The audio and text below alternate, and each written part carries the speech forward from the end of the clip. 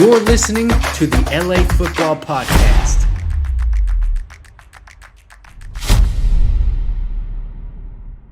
Hey, Los Angeles. Welcome back to the LA Football Show here on the LA Football Network. This is your Chargers segment, Chargers edition of the LA Football Show, right here on the Mightier 1090 ESPN Radio. Thanks, everyone, for tuning in. If you're on podcast and video platform, make sure to like and subscribe wherever you are listening or watching, or head to lafbnetwork.com to check out all of our Chargers content and other LA football content there. Joined as always by the great Jamal Madney. Excited to get into this Chargers matchup that, is a very significant game in terms of this playoff push. So we're going to get all into that. The show is always, as we mentioned, brought to you by our friends at BetOnline. Make sure to check out betonline.ag. Use our promo code BELIEVE for a 50% welcome bonus on your first time deposit. Jamal, welcome back from the break for radio listeners. Welcome back to the segment for podcast listeners. How are we doing today? How are you feeling about this Chargers team? Feeling good, Ryan. Excited to get into it. Obviously, this is going to be a critical game between two teams jockeying for playoff position here, a pair of 7 and 6 teams that seemingly come into this game under very different circumstances. The Chargers come in with all of this momentum after a huge victory last week. Titans coming off 3 consecutive losses to the Bengals, to the Eagles, and to the Jaguars, inexplicably. And so they're sort of reeling and trying to figure it out. And obviously these two teams are jockeying with all 4 of the teams in the AFC East that are trying to make the playoffs. So we got this sort of log jam at 5, 6, 7, 8 in the AFC. And so this is going to be a huge one that creates some separation for the winner. So really excited to get into it.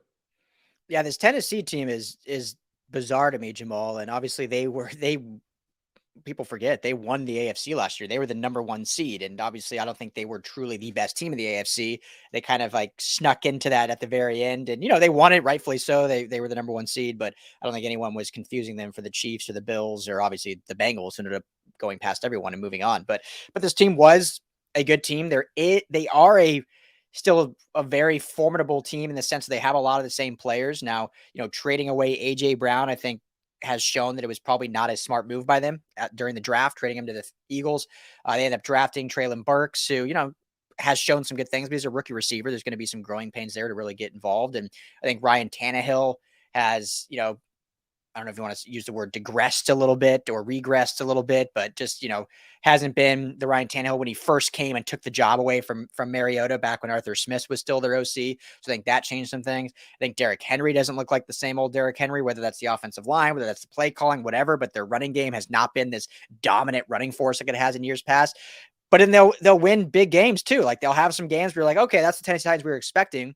And they have, like you just mentioned, that they were beating Jacksonville, and then all of a sudden, I wasn't watching the game, but I thought that they were winning, and then ended up giving up like 28 straight points or something to Jacksonville. Jacksonville just came storming out and ended up winning by double digits. So defensively, they're not as good as they've been in years past. Offensively, they're clearly not as good. They're 29th right now in the NFL offensively. They're bottom 10 defensively. So this is a game, absolutely, that when you look at just the team names and the records, you think, okay, this is a really, really tough battle for the Chargers. They're going up against Derrick Henry. They struggle against the run. But when you look at the way the season's played out, like this actually might be an easier game than the division games they play against at the end of the year against like the Broncos. Even though the Broncos are terrible in record, division games, you never know. So that game may be more formidable than this Titans game. It just doesn't look like the Titans team that we were used to seeing last year. Yeah, Ryan, I think you said it best.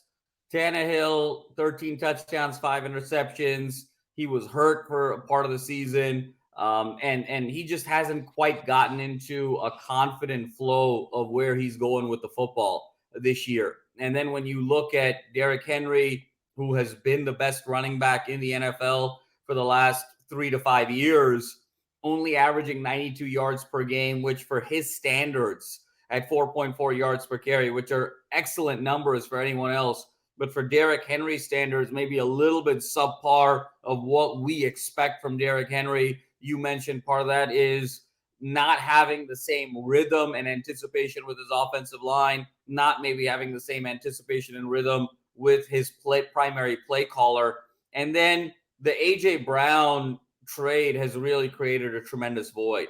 Right now, the Titans' 3 leading receivers are Robert Woods, former USC and Ram great, Nick Westbrook-Akina, and then Treylon Burks, the rookie out of Arkansas, who's just an absolute physical freak, but still raw, still learning the game. And Woods leads this team with 38 receptions for 406 yards and a touchdown. Westbrook-Akina's got 22 catches on 370 yards and 3 touchdowns. And Treylon Burks has 25 catches for 359 and a touchdown. So when you look at those numbers, your 3 leading receivers, it's just not there. Our main man, Kyle Phillips, who blew up at this time last year in terms of the Senior Bowl circuit, and we were so excited about him in a Titans uniform. He's only played 4 games. He's been injured. He hasn't really been able to make an impact.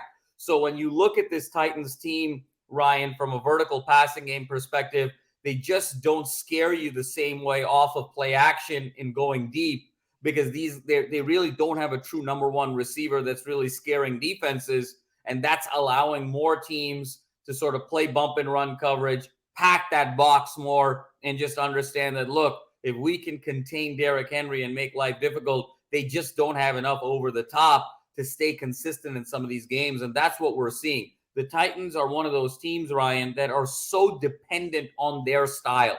I think the Titans and the Ravens are the 2 teams that are just so dependent on how the flow of the game is going. And that game against Jacksonville last week was a testament to that. It was ball control. They could run the ball. It was still 14-13, and they had the game on sort of their racket.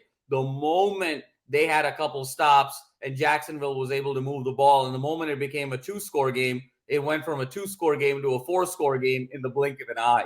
And so the Titans are very limited in how they can approach the game and how they can play that game. It has to be lower scoring. It has to be ball control. It has to be running the ball. And then it has to be play action off of that run with Tannehill sort of rolling to his right and finding guys on the outside. If you disrupt any one of those elements, the whole system kind of falls apart. So I think the Chargers, coming off of this huge win last week, and really the best that Herbert has looked all year, with Allen and Mike Williams on the field together at home, this feels like a must win for the Chargers to be able to move on, build that momentum, and like we talked about, have that outside opportunity to finish the season with 5 straight wins and a ton of momentum, and putting a scare in whoever number 2, number 3, number 4 is going to be in the AFC. Yeah, and we've talked about this, but this is a game where I really want to see the Chargers not charger, for a lack of better words. Like a big win last week, ton of players out, didn't matter. The defense was the best we've seen basically since Staley's been here with the Chargers. The offense moved the ball very well. There were still some hiccups in the red zone to get touchdowns, but you mentioned Herbert. We saw some good things with the receivers being back, finally seeing the big 3 all played together, including Joshua Palmer in that realm. And so this is a game where we cannot see a letdown and a reversion back to what we've seen in years past, in weeks past, after big wins. So we want to see same of what we've seen. And this is a game that they can absolutely handle. I know Derrick Henry can be intimidating in name brand and, still 1,200 yards in the season. So he's not like having a bum season, but last week in a loss, 112 yards. Before that, 4 straight games under 90 yards. He had 3 of those games under 60 yards. So he's been really held in check against not even elite defenses that they were going up against. And so there's no reason, even with how banged up this Chargers D is, that they can't at least contain him to that 90 to 100 yard mark, which if they do that, I mean, they should win this game soundly, because like you just mentioned, everything you said, they're not going to beat you through the air. Like they're not going to put up, they average 18 points a game. They're not going to put up 30 points on the arm of Ryan Tannehill and Robert Woods and Treylon Burks. It's just not going to happen unless you have some egregious back end play, which as long as the Chargers can continue building off of what they did last week, they should have zero problem. They're going to, you go from Tyreek Hill and Jalen Waddle to Treylon Burks and Robert Woods. And that's no disrespect to those guys. It's just a big drop off in terms of production. Plus, I mean, quarterback, you could compare Tua and Ryan and say they're maybe similar, but that's a different conversation for a different day. So it's really right in their wheelhouse. Now, the positive from last week, Jamal, in terms of injuries, no added injuries to my knowledge. Finally, we get a week where no one got added to the injury report, and there's talks of guys coming back. But we are getting some, I should say, non-comments about kind of Joey Bosa and Derwin James. Joey, again, not practicing. It seemed like he was going to be back relatively soon. It kind of has very similar vibes to the Keenan Allen injury, where it's just, we're just holding our breath every week to see. And it's like, okay, well, still day to day, we'll see. But he's not practicing. So we don't know about him. And then with Derwin, it's really kind of another mystery. Like there are definitely these injuries. I feel like it's UCLA, talking about these injuries where they're just keeping everything very close to the vest and not letting us know. And there's a tweet yesterday that's now been deleted about Derwin. I don't know if you saw it, Jamal, but basically saying that there was talk that Derwin's injury was much more serious than the medical staff and coaching staff thought, and it could have been an actual tear, and he was playing on a tear. That has since been deleted, meaning either that person had bad sources, either made it up or whatever. So we're not reporting that by any means. However, there still hasn't been a lot of talk about Derwin. So my question for you is this: can this team make the playoffs without Derwin James? I'll let you answer. I'll just let you answer and then I'll counter. So if Derwin James is either more injured than we think, or really it's just he's not going to be 100% unless he sits for 4 to 5 weeks, and then they would get him back for the playoffs, do you think they're still in a good spot with what we saw last week without Derwin to still go on this playoff run even without their best defensive player? Ryan, I think so, because it comes down to schedule. And when you look at who's left on this schedule, on paper, the Titans are the toughest game left on this schedule, and they're 7-6, and they're coming off 3 straight losses, and they have all of these deficiencies that we just talked about. And then when you follow that up, the Chargers have to play the Rams, who, God bless them, we love them, obviously, LA Football Network, but that's a game the Chargers should win pretty easily. They've got the Broncos, again, God bless them. The Broncos are offensively challenged. And then a game against the Colts, who don't even really know what offensive system they're running or who their quarterback is going to be, and so on and so forth. So this team can absolutely run the table even without Derwin James, as crazy as that is to sound, because I just don't think the teams that they have left on their schedule are going to strain this team from a secondary perspective. And as long as they play sound situational football, they should be fine. Now, where this becomes a real impact is, sure, you can make the playoffs, and then without Derwin James, you're going to get your doors blown off in the first round when you have to go up against either a Mahomes or an Allen or a Burrow in the first round, assuming you have sort of a lower seed. Without Derwin James and without a healthy Joey Bosa, I just don't see a credible path for the Chargers to make any sort of noise in the playoffs. So, that's sort of the two-part question. They can get in, but then in order for them to actually be a credible threat, obviously you need your most versatile defensive player, arguably your most valuable overall player outside of Justin Herbert on your team, to be healthy and humming. So I think the way you got to think about this is, what really is the extent of this injury and how much time can you buy, knowing that given the guys that you have still on this roster should be good enough to at least go 3-1 the rest of the way, and 3-1 gets you in. And you'd rather sort of have Derwin James be healthy and ready to go in that first round, probably on the road, probably against the top 5 quarterback. Yeah. Yeah, no, I agree. And I want to make sure I say this correctly, because I don't want anyone mishearing me. Obviously, this team is better with Derwin James on this team. He's a must, as you just said, to win in the playoffs. They absolutely have to have him if they get there. But if last week, I think, showed us anything, and we've seen this a lot, I think, Jamal, in history, and I don't know if it gets talked about a lot or not, but when you have star players, like premium star players, Justin Herbert, Derwin James, Joey Bosa, when you have that level of talent, I think we see a lot of times where the players around them become kind of reliant on that star player. And we've seen a lot of times where this defense just kind of like, okay, well, Derwin will get it done. Like, we can lean on Derwin, and in many cases, he does get it done. But he's also one man that plays one position. And I think last week showed us the first time this defense says, we don't have Derwin, we don't have Joey. It's on us to step up. And everyone stepped up and did their job to the best of their ability. And whether that was a one-off thing or something they can build off, I think that's the power you can see when a star player goes down. Again, this team is better with Derwin James. Don't hear me wrong.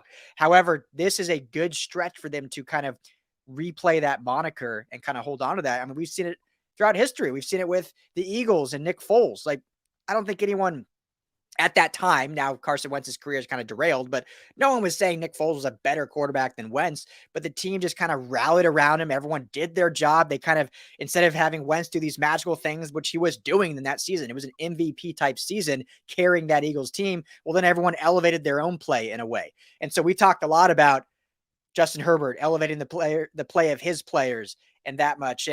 But sometimes the opposite happens. Players rely on that other player to kind of elevate their play instead of elevating their own play. And so now this is a situation where I think we can see these, specifically the back end, and guys like Alohi Gilman and Nasir Adderley and Asante Samuel, and, hopefully getting Bryce Callahan back here soon. So not saying it's a good thing, not saying it's a positive. We can find positives out of it, Jamal, which will just make this defense better for when Derwin James is back. And then it becomes not a detriment to this team, but a strength of this team when they get those guys back based on how everyone's played without them. So that's kind of what I'm looking for in these next few games, because I don't think he's playing for sure this Sunday against the Titans. No, I think that's spot on, Ryan. And again, I think for as cruel as the football gods have been to the Chargers when it has come to injuries this year, obviously with Bosa and James and Slater and et cetera. I mean, and obviously Keenan Allen and Mike Williams and just these key pieces to the puzzle, where there has been a little bit of a reprieve, and we have talked about this over the last several weeks, has been in the schedule. If you look at the Chargers schedule this year, it's been one of the softest schedules in the NFL.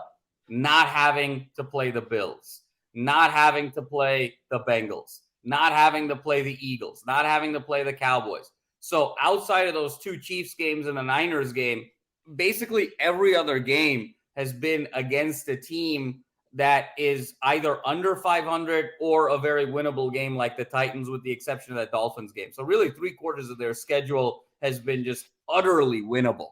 And if you look at who is the top 10 of the NFL right now, I would argue the Chargers have avoided probably 80% of that top 10 this season. So that's where the reprieve has come, even though the football gods have been so cruel from an injury standpoint. And I think, again, this is a perfect schedule where you are playing teams that aren't necessarily going to threaten you vertically and threaten you with variety and threaten you with explosiveness, for the guys that you mentioned to be able to build the requisite confidence to be big-time contributors in big-time games in January, and build that confidence that they can do this without the great Derwin James and without the great Joey Bosa. So again, things are lining up very nicely for the Chargers, actually, when you talk about schedule to build that momentum. Let's go back and think about the Giants in 07 and 11, and let's go think about the Ravens in 12, and let's think about that Eagles team with Foles when they started sort of building momentum and rallying around him. And you think about some of those teams, that first Roethlisberger team in Pittsburgh. You think about the only Aaron Rodgers Packers team that won the Super Bowl, the run that they went on right before the playoffs. It's all sort of setting up for the Chargers to have that momentum and get hot at the right time. The NFL in many ways, Ryan, is like March Madness. It's all about kind of getting hot at the right time and feeling your best and playing your best.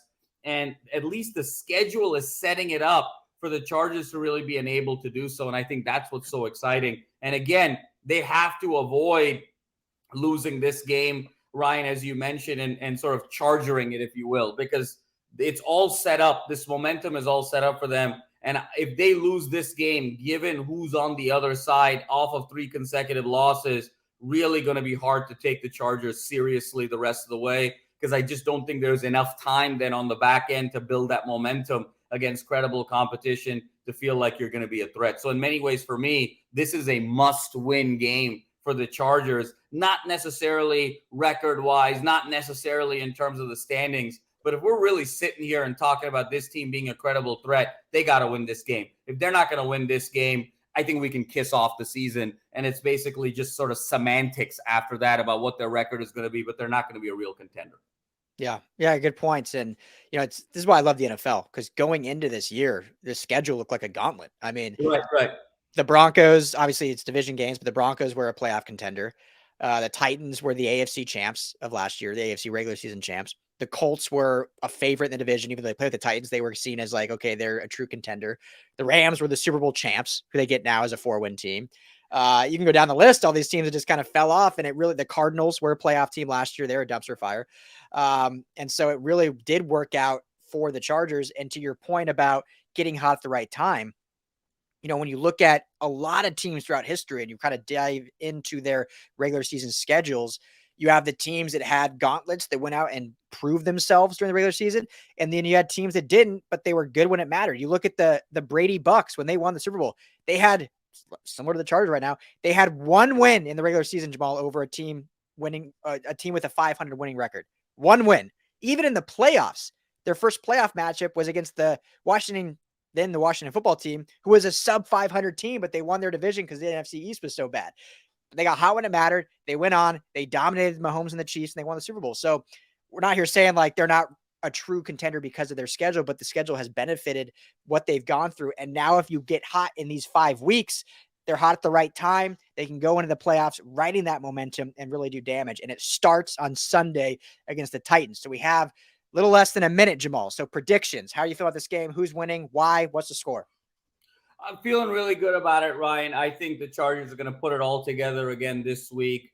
And I think they're going to finish some of those drives that they weren't able to finish last week. I think the defense playing with the confidence that they had last week, it's all going to be about Henry and locking him up and forcing Tannehill to beat you. And I just don't know. I just don't see it with Tannehill right now in terms of his play and in terms of his weapons. I see the Chargers winning. I see the Chargers winning big. I like the Chargers in this game 27-13 over the Titans in a very comfortable fashion. They're going to get to 8-6. And then that road to 3 straight victories and 11-6, I think becomes very clear and very exciting to build on for this team to really reach their maximum potential this season heading into the playoffs. Yep, I completely agree. I think they're going to really show out this week. Staley's going to get these guys ready. They saw their potential from last week, and so I think they win big also. I'll go 30-17 Chargers win, so similar spread, but just a little higher up for each. But hey, that's all the time we got. Stay tuned after the break for some UCLA talk. If you're on podcast platform, make sure to like and subscribe wherever you watch and listen, and we'll talk to you all next week.